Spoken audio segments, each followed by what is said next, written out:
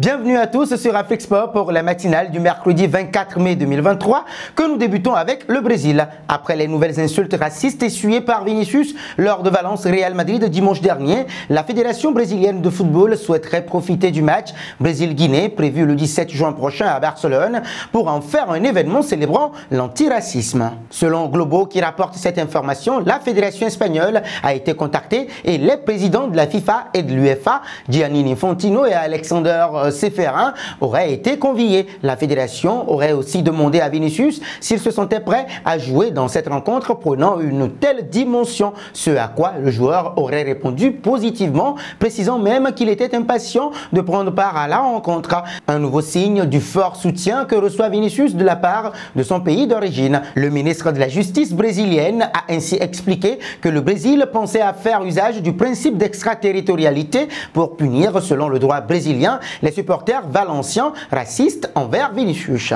Passons à Wilfried Zaha. Alors que l'ailier ivoirien est annoncé dans le viseur des dirigeants marseillais ces dernières semaines, la Provence de ce mardi apporte un peu plus d'éclaircissement sur le sujet. D'après le média français, le joueur de Crystal Palace a été proposé à plusieurs reprises au président de l'OM, Pablo Longoria. Toutefois, il n'a jamais été question de creuser cette piste. Une décision tout à fait logique quand on sait qu'il sera financièrement difficile pour Marseille de recruter Wilfried Zaha, surtout au vu de l'offre financière mirobolante que lui propose Crystal Palace pour le prolonger. Les Eagles sont prêts à lui payer 12 millions d'euros annuels pour le conserver.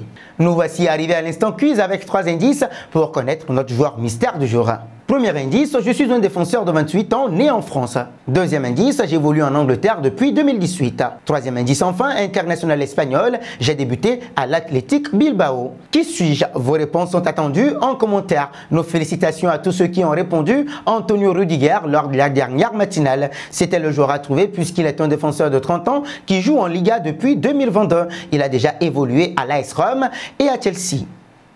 Un pas auprès de Serge Aurier. Il a connu une saison solide avec Nottingham Forest, faisant 23 apparitions et contribuant avec un but. Ses performances régulières ont attiré l'attention de Rennes, qui cherche une présence expérimentée et fiable au poste de latéral droit. Florian Maurice, le directeur sportif de Rennes, travaille activement en coulisses pour s'attacher les services d'Aurier. L'ancien défenseur du Paris Saint-Germain possède une précieuse expérience du haut niveau et pourrait apporter stabilité et qualité à la ligne défensive de Rennes, souligne les transferts. Cependant, Rennes pourrait être confronté à des défis dans sa quête d'Aurier. L'international ivoirien a exprimé son contentement de la vie en Angleterre et de la Premier League, ce qui suggère qu'il pourrait préférer poursuivre sa carrière dans le football anglais. De plus, il pourrait y avoir de la concurrence de la part d'autres clubs intéressés par les services d'Aurier.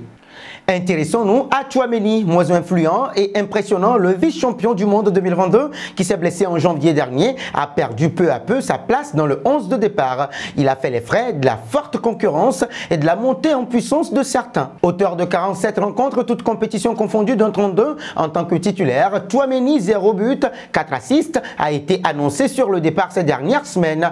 Un retour de flamme de Liverpool a même été évoqué. Mais d'après Foot Mercato, le footballeur âgé de 23 ans n'envisage pas de partir pour le moment. Toutefois, une source au sein de l'écurie madrilène nous a indiqué qu'un point sera fait à son sujet en fin de saison avec ses représentants. L'idée sera d'évoquer sa première année dans la capitale ibérique et la saison prochaine, ainsi que les garanties qu'il souhaite avoir concernant son temps de jeu et sa place dans le projet. Jugé intransférable, Aurélien Tchouaméni risque de voir la concurrence monter d'un cran supplémentaire l'an prochain avec l'arrivée probable de Jude Bellingham du Borussia Dortmund ou encore du jeune Gabri Veiga, Celta Vigo, sans compter ses concurrents actuels. Parlons de Léo Messi. Récemment interrogé sur l'avenir de Lionel Andrés Messi, l'entraîneur du FC Barcelone, Xavi Hernandez, avait indiqué que la volonté du joueur du Paris Saint-Germain jouera un grand rôle dans l'éventuel retour de l'Argentin en Catalogne.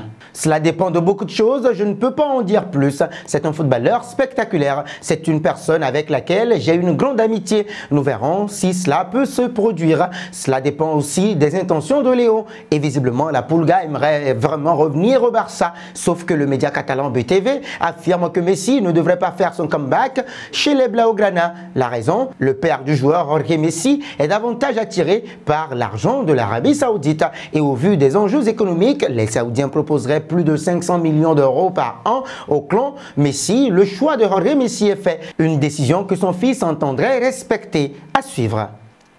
Terminons en Allemagne. Cette saison n'a pas été la meilleure pour le Bayern Munich. Sorti en Coupe d'Allemagne et en Ligue européenne des champions, les Bavarois pourraient voir le titre passer sous le nez en Bundesliga. Au-delà des résultats, l'ambiance est très tendue chez les Munichois. D'ailleurs, les relations entre les directions et les joueurs sont plus froides que jamais. TZ rapporte que plusieurs joueurs de l'effectif sont gênés par les critiques constantes des dirigeants ces derniers mois. Ce sentiment de rage s'est intensifié après les déclarations d'Oliver Kahn, le président du Bayern Munich, suite à la défaite face au RB Leipzig le week-end dernier. Le PDG, qui est sur la sellette, avait lâché que les joueurs de l'équipe n'avaient pas agi intelligemment. Les joueurs n'ont pas non plus apprécié que Kahn ne défende pas Leroy Sané et Serge Gnabry lorsqu'ils étaient critiqués dans la presse, ni qu'ils se servent du vestiaire pour justifier le limogeage de Julian Nagelsmann. Les coéquipiers de Thomas Müller estiment qu'ils ne sont pas assez soutenus par la direction, qui n'hésite pas à les lâcher publiquement.